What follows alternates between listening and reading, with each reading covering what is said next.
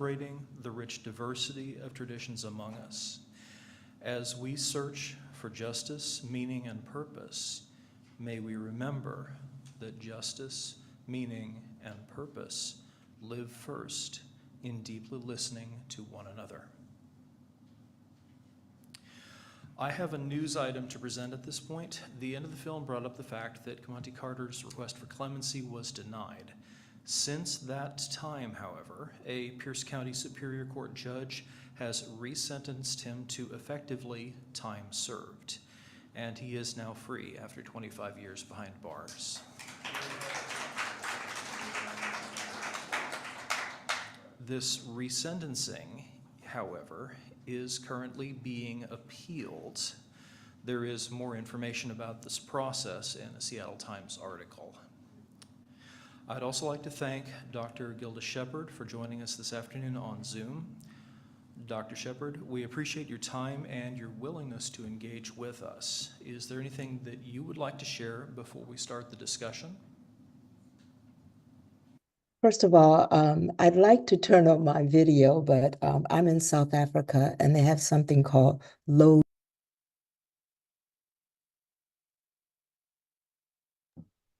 Uh-oh, I think we just lost her.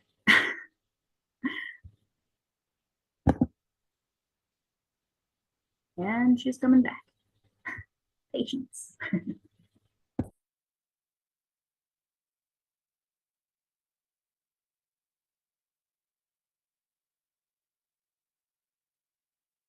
I'm sorry. I am in South Africa and I've been watching the film for the last 15 minutes and it's been okay, but now it keeps going in and out. In South Africa, they have something called load sharing, which means that all of the lights and electricity go out, particularly, well, all over South Africa, but some who are more privileged have a generator. And where I'm staying, they don't. And so we share the load. So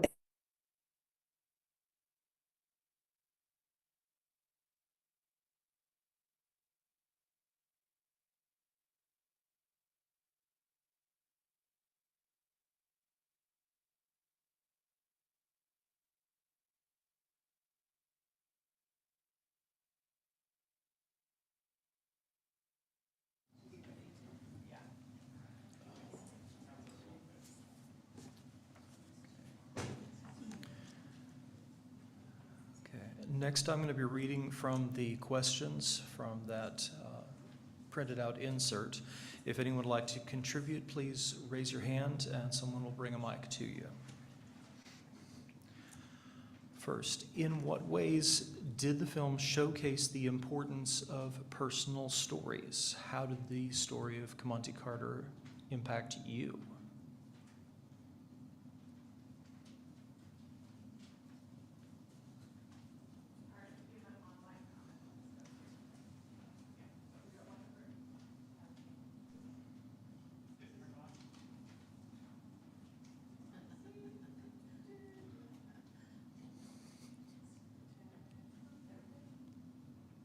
Okay.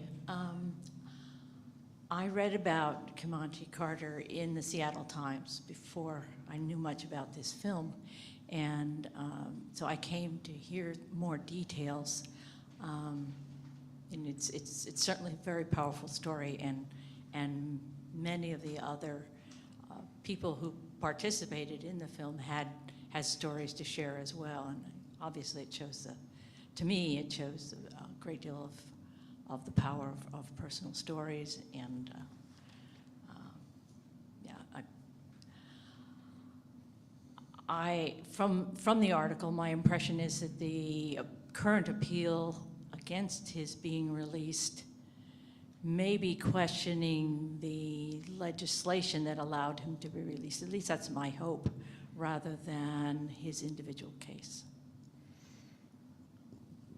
That was also the impression that I got from looking over the article, that it's trying to establish procedure rather than looking at the individual situation, yes. In the film, more comments on this question? Well, the question of stories, as an old timer, I can tell you we used to have people like Malcolm X and James Baldwin in the public eye, and we could hear them and hear their stories, and it was really powerful. I don't hear those people anymore. There are people emerging that, like Teju Cole, novelist and brilliant black man born in Nigeria, who you'll be hearing a lot more about. But I just wonder, it's great to hear these people, but why do we have to hear them from prison? It's really Hello, can you hear me? It's something to puzzle over, I think.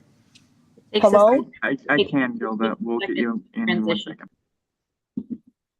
Right, it takes just a second for them to transition the sound. I'm back. sorry. It's okay. Welcome to the legacy of colonialism. I have it, so you can go ahead, Gilda. I just heard the last gentleman say it's too bad we have to hear from them in prison. You don't have to hear from them in prison. Many of them are out and they're members of the Black Prisoners Caucus community group. And in addition, every time you hear a child who was born and raised in the conditions like you saw on Hilltop, you hear them speaking outside of prison. We need to understand that the context of prison is also a metaphor for many of our children's lives. Yes, you hear them from prison, but because of the way we do art and because of the way they presented themselves in prison, that it helps people not just see what is possible, but as Bertolt Brecht says, gives them a hammer upon which to chisel and create a pathway. You hear these things every time you see gentrification. That's what you have to understand, that there's a systemic reason for what happens. Yes, it's important to hear the subject. It's extremely important. You know, that's extremely important. However, we need to see it systemically, not just only from the subject, but from the institutions that have clouded our possibility of an analysis of seeing it in all of our children's eyes and what they do. They can still, books are being censored. That is the voice of someone in prison. Books are being censored in schools as early as 3rd grade all the way up. So it's very important for us to see the many narratives that come out of this. Yes, listen to them in prison. Important to do that. The subject is extremely important to listen to. But do we wait till we hear them once they get out? But we need to see them. We need to see them in our global. We need to see them when we talk about Israel and Palestine. We need to see them when we talk about book censoring. We need to see them when we talk about patriarchy or different rights that people have and some people have as privileges, right? We need to see them all those times, right? So I hope that this film, that's the reason why I created a lot of visual metaphors and continue to help remind people that these are children. Because none of the people in my film, they all committed the crime. Heinous crimes, my dear friends. And I thank you for showing this film. Heinous crimes. They murdered somebody. And then some people will say in cold blood, I have to live with and try to deal with as much compassion and solidarity and kindness for the family of the victims. But I have to see Kamanti Carter as a victim too. Because when Kamanti Carter's case was being held and he and the judge released him after doing all this math, the family hates me.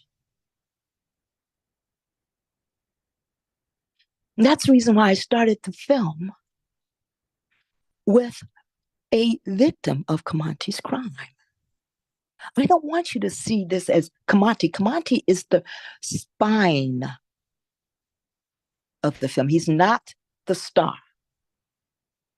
He had the master narrative. I happen to be so patriarchal that a lot of BIPOC people of color, Black, Indigenous, and people of color, and women and poor people have.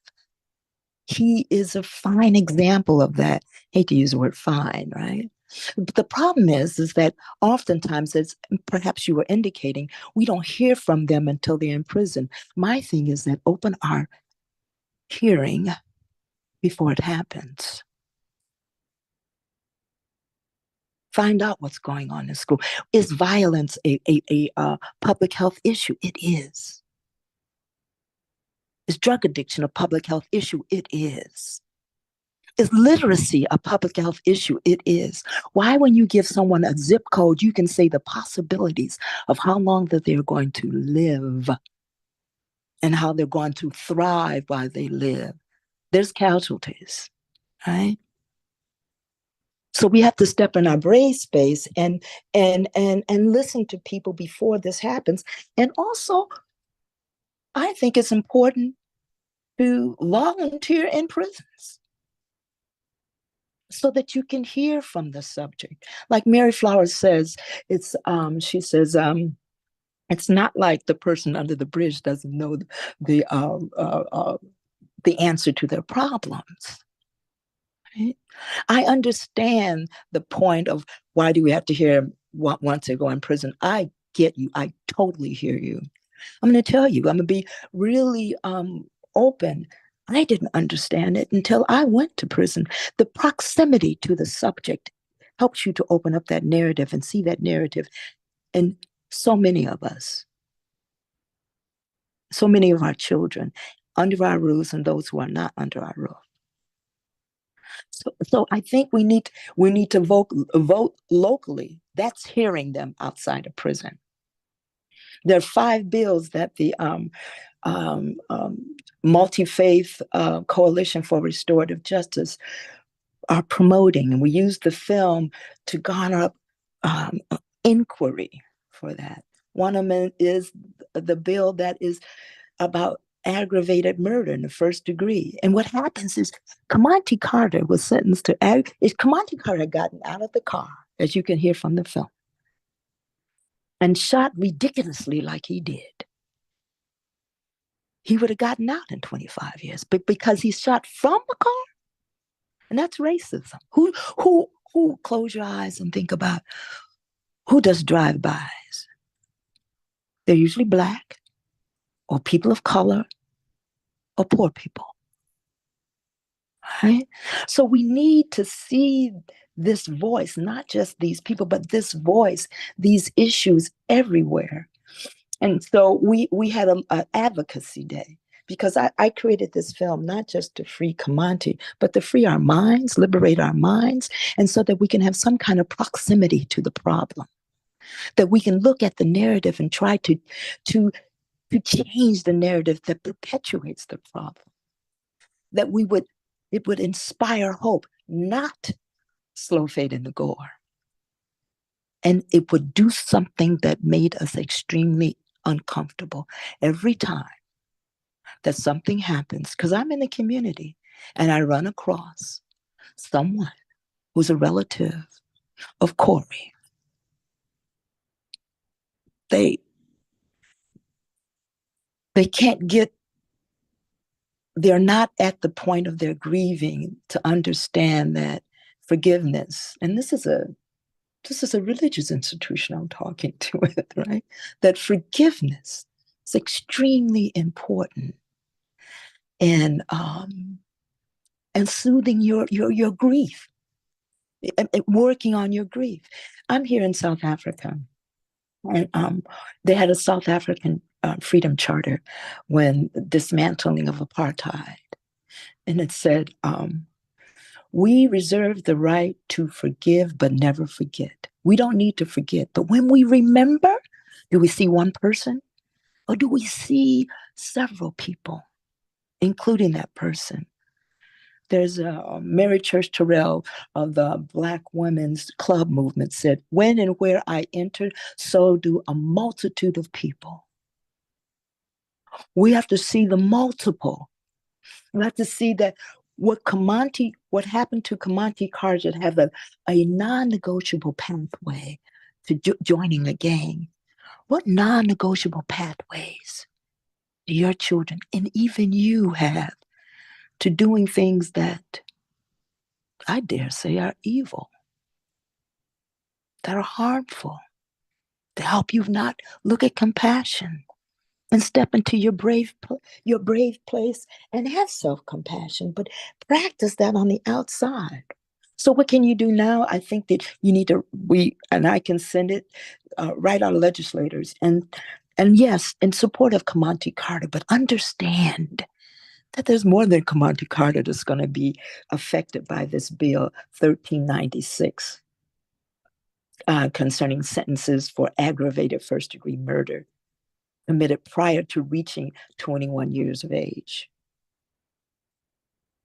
And see Kamanti Carter as a when and where he enters, so do your children, your grandchildren. And even if they're not going to be, ambushed by this, their critical inquiry, the possibility of creative thinking will be impacted by this. And these times when they're censoring books, this is not like, oh, I hate Black people, I hate Indigenous people, I hate Jewish people, I hate Palestinian people, I hate white people. It's more about, I don't want you to critically think. And at best, when you see someone homeless, to give them a crust of bread, which is good, a blanket, which is good. Take your kids to feed them on Thanksgiving, or if Christmas, Hanukkah, whatever.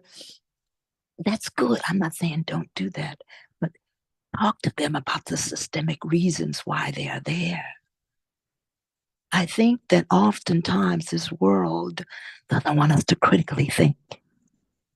They want us at best to put a Band-Aid on something. I created this film because I wanted people to see that what they sometimes don't see. James Baldwin said, to be an artist is like being a lover. If I love you, I have to show you things you refuse to see. I didn't see this. I had to be self-critical every time. I'm a prison abolitionist. Hold on to your seats. And that don't mean open the door and let everybody out. That means I fight with my last breath. And it causes me to breathe for our children. I did this because I love children, right? That we understand the importance of this fight. Yes, write your legislators on House Bill 1396. Do it tonight.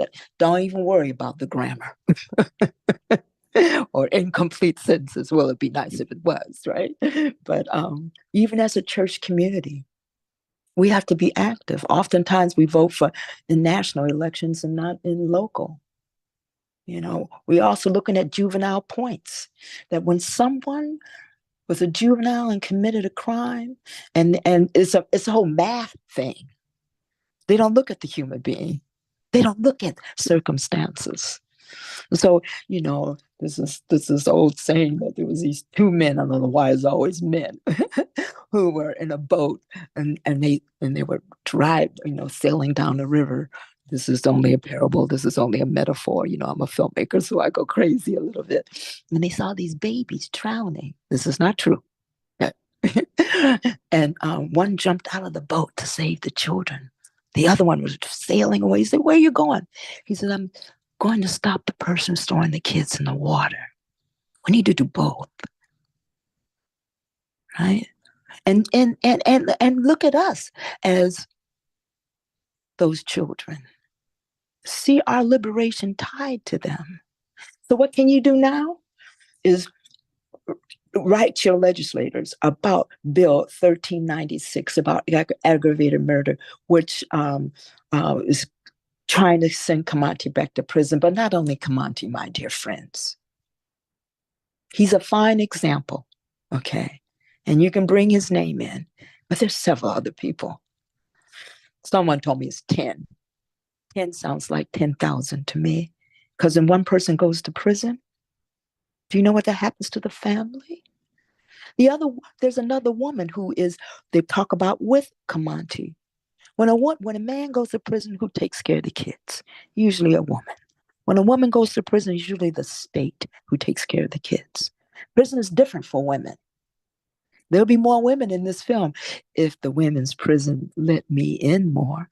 The first academic class I taught, and I'm not patting myself on the back, it's because there is a tendency to run to the men's prison, not to the women's.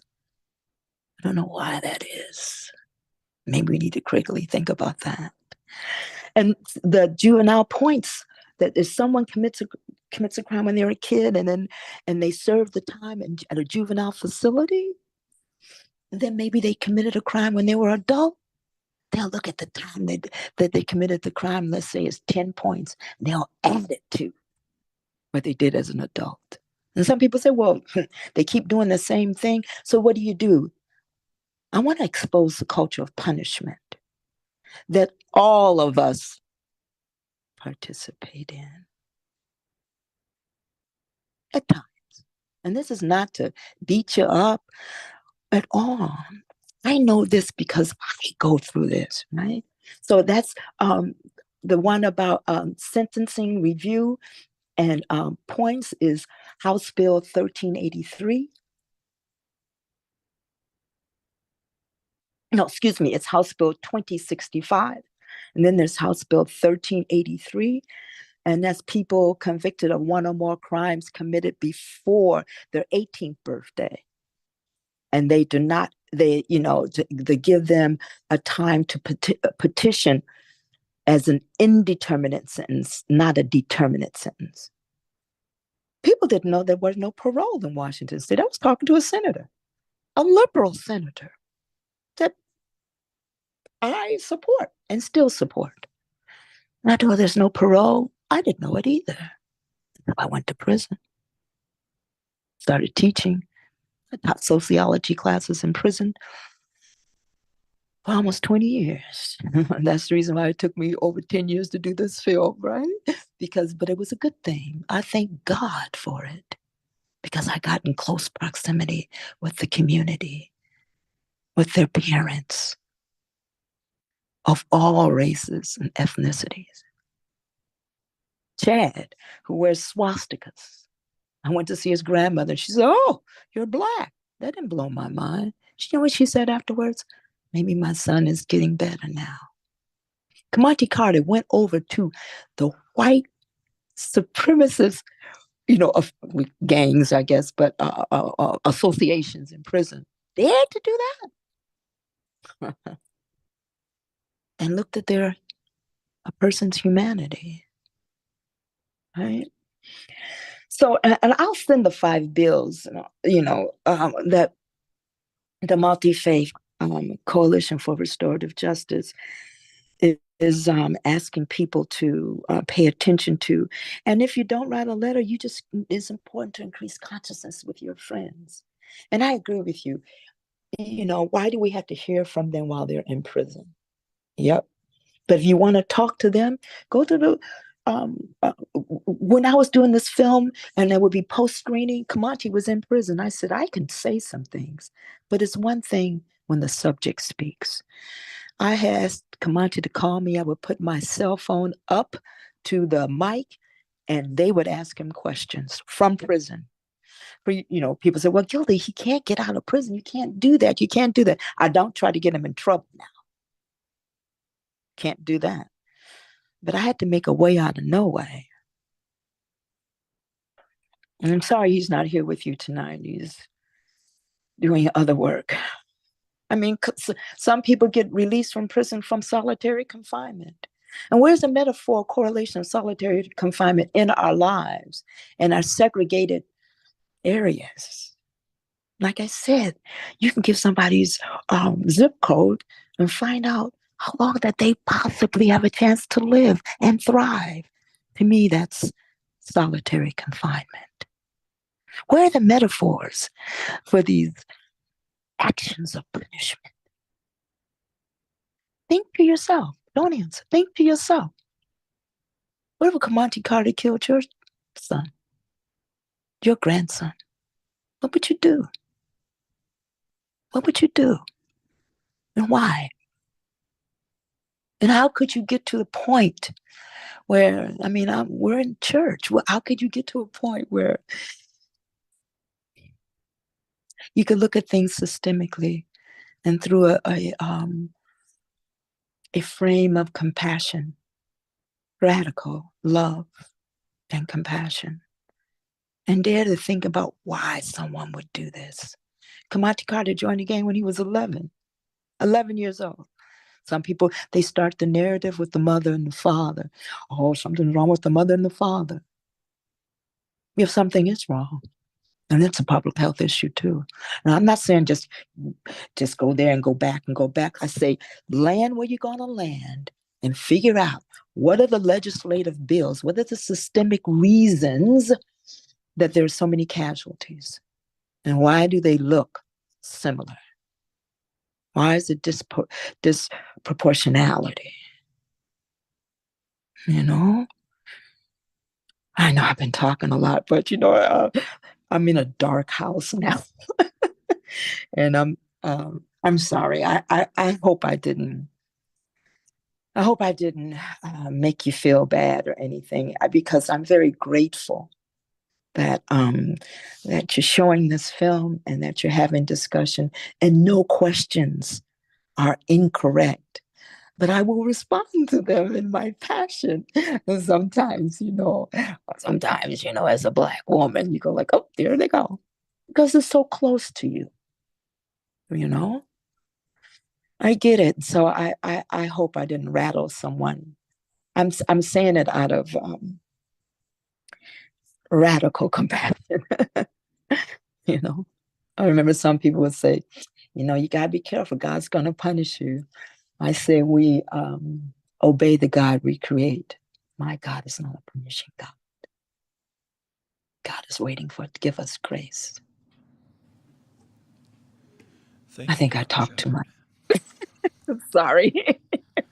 So we're over the time that we had Oh, originally budgeted for this gathering. I thank you everyone for your contributions to this gathering.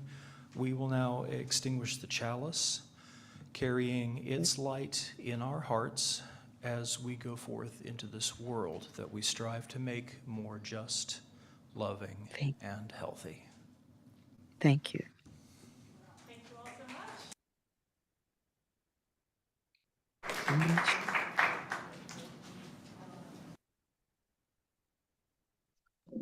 Thank you so much for joining us, Gilda. Sorry we ran out of time there, but it was Okay, great let me to see the ask you. movie and great to hear you. Yeah, what's Yes. up? Was I too radical? Oh no, I think we're quite used to radical stuff from the pulpit here. You fit right in, so thank you so much. Okay. Oh yeah, and our Reverend Sarah here wants to let you know that we're going to put all those bills and everything in our weekly newsletter and send out a little blurb about that. So thank you so much for sharing. Okay. And thank you so much for your patience with me. I appreciate it. Oh, of course. Thank you so much. And have a great rest of your day. All right. Thank you. Well, it's like midnight. Oh, well, have a good night then. Okay. All right. Bye-bye.